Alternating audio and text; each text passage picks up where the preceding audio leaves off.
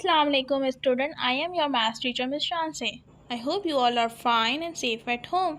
So student, आज की class के अंदर मैं आप लोगों को commutative property of intersection and union सिखाऊंगी कि कम्यूटेटिव प्रॉपर्टी ऑफ सेट्स कैसे मालूम की जाती है विद इंटरसेक्शन एंड यूनियन.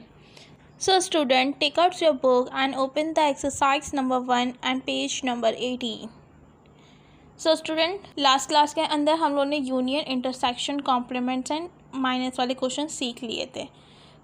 ये जो इसके बाकी के क्वेश्चन है, क्वेश्चन नंबर 7, 8, 9, 10 एग्जैक्टली उसी मेथड से सॉल्व होंगे. तो क्वेश्चन नंबर 7 छोड़ के क्वेश्चन नंबर 8 आप लोग खुद सॉल्व करेंगे और क्वेश्चन नंबर 10 आप लोग सॉल्व करेंगे.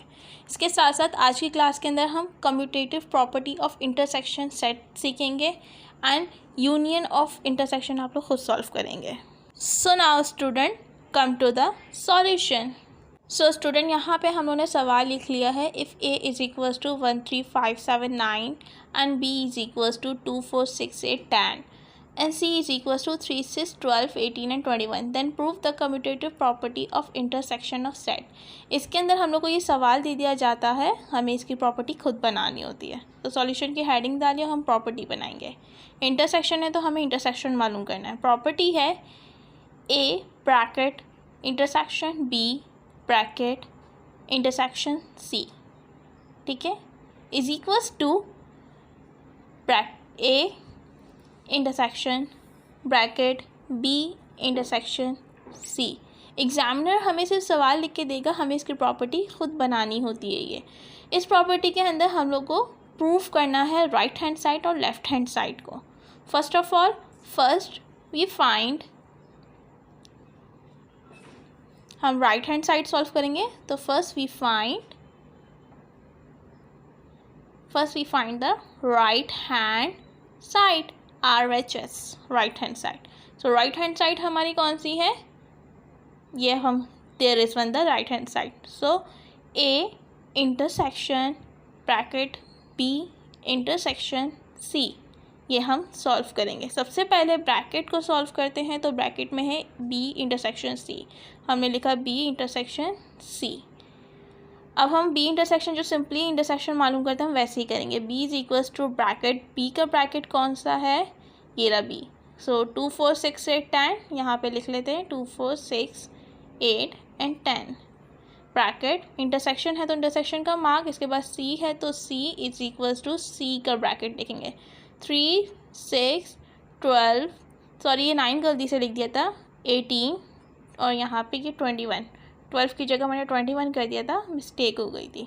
सो 9 की जगह हमने यहाँ पे सही करा 12 एंड यहाँ पे सही करा 21. सो आप लोग भी सही लिखिएगा देखकर. अब हम इसका इंटरसेक्शन मालूम करेंगे. कॉमन नंबर्स कोई कॉमन नहीं है, सिर्फ 6 कॉमन है. 6 ऊपर भी आ रहा है bracket b and 6 bracket c में भी आ रहा है, तो ये कॉमन है, तो मैंने इसको अंडरलाइन कर दिया. बाकी जितने भी अनकॉमन नंबर्स है उसको मैंने कैंसिल कर दिया, ठीक है. सो इसका आंसर हो गया b इंटरसेक्शन c का आंसर हो गया 6. सो ये मैंने 6 लिख दिया, यहाँ पे मैंने शो कर दिया इसका आंसर, ये b इंटरसेक्शन c का आंसर है. नाउ अभी भी उस इक्वेशन के अंदर a इंटरसेक्शन बाकी है. तो अब हमने लिखा a intersection b intersection c का होल, ठीक है. सो अब हम लिखेंगे इक्वेशन के मुताबिक. सबसे पहले हमारे पास है a इंटरसेक्शन, तो हमने a इंटरसेक्शन लिखा. a है तो a का ब्रैकेट लिखा 1 3 5 7 9 5 7 9 एंड इंटरसेक्शन का मार्क है तो इंटरसेक्शन का मार्क. अब b इंटरसेक्शन c की जगह जो b इंटरसेक्शन c का आंसर आया था, ये जो आंसर आया 6, ये लिखेंगे हम. ये आंसर लिख दिया 6. सो यहाँ पे हमने लिख दिया b इंटरसेक्शन c का ये ब्रैकेट का आंसर था.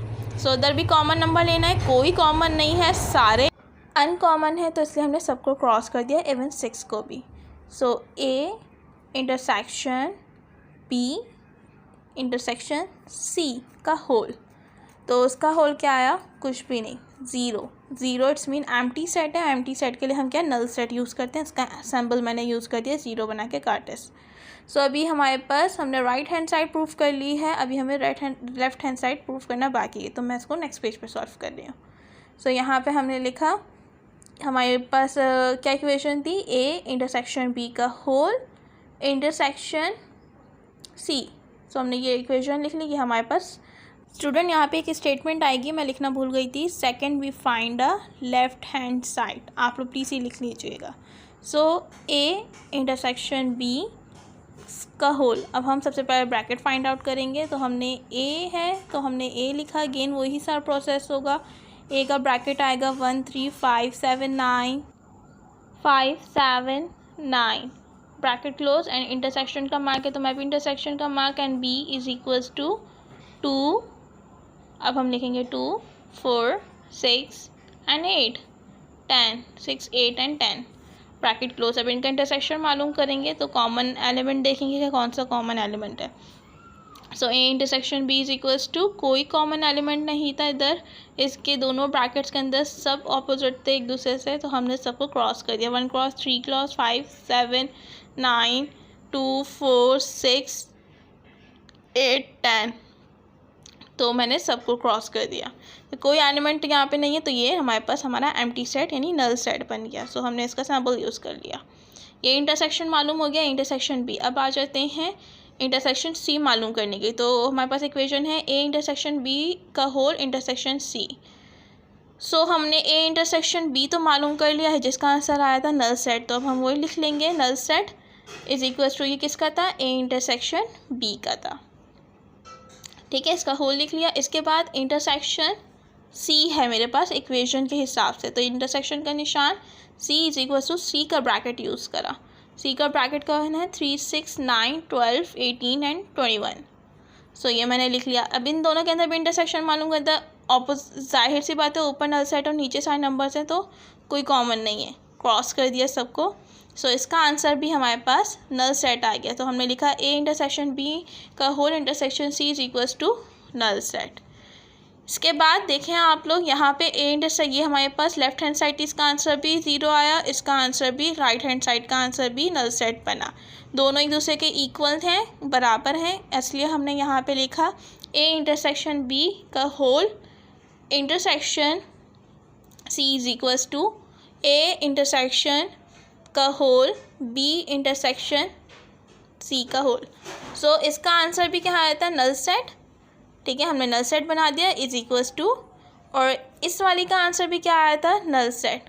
तो दोनों साइड प्रूफ हो गई, दोनों का आंसर बैलेंस हो गया, तो हमने यहाँ पे लिख लिया प्रूफ। तो ये हमारे पास इक्वल हो गया। सो आई होप क्लास आप लोगों को ये समझ आ गया होगा। अगर कोई भी चीज़ पूछनी हो या कुछ भी पूछना हो आपको हम उससे, तो आगे पूछ सकते हैं। इसका नेक्स्ट क्वेश्चन है क्वेश्चन नंबर 12। इसमें हमें सेम प्रॉपर्टी के साथ सेम इक्वेशन होगी, बस जहाँ पे इंटरसेक्शन है वहाँ पे यूनियन का सिंबल यूज़ होगा, और यूनियन को फाइंड आउट करने का जो मेथड है उसी मेथड को अप्लाई करते हुए हम इस पूरी प्रॉपर्टी को सॉल्व करेंगे। सो आई होप क्लास आप लोग इस क्वेश्चन को खुद से सॉल्व कर लेंगे। मैं आप लोग को एक काम कर देती हूँ, एक हिंट के लिए एक काम ये कर देती हूँ कि आपको प्रॉपर्टी दिखा देती हूँ, प्रॉपर्टी बता देती हूँ किस तरह बनी है। सो प्रॉपर्टी है A union B union C is equals to A union B union C. Same property है, बस ब्रैकेट्स चेंज हो रहे हैं, वहाँ पे ब्रैकेट पहले आ रहे हैं, यहाँ पे ब्रैकेट लास्ट में आ रहा है। सो सेम मेथड के साथ ही इसको सॉल्व करना होगा, बट वहाँ पे इंटरसेक्शन के लिए हम लोग कॉमन एलिमेंट देख देते हैं, यहाँ पे हमें इंटरसेक्शन के लिए कॉमन एलिमेंट नहीं देखना है, हमें दोनों ब्रैकेट्स को एलिमेंट को कंबाइन करके लिखना है। सो आई होप स्टूडेंट आप लोग को ये बहुत अच्छे से समझ आ गया होगा। अगर कोई भी चीज़ पूछनी हो या कुछ भी आप लोग को प्रॉब्लम हो तो आप लोग मुझसे पूछ सकते हैं। अपना बहुत सारा ख्याल रखिएगा, इस काम को कर लीजिएगा अपनी कॉपीज़ के अंदर। Thank you so much students, अल्लाह हाफ़िज़।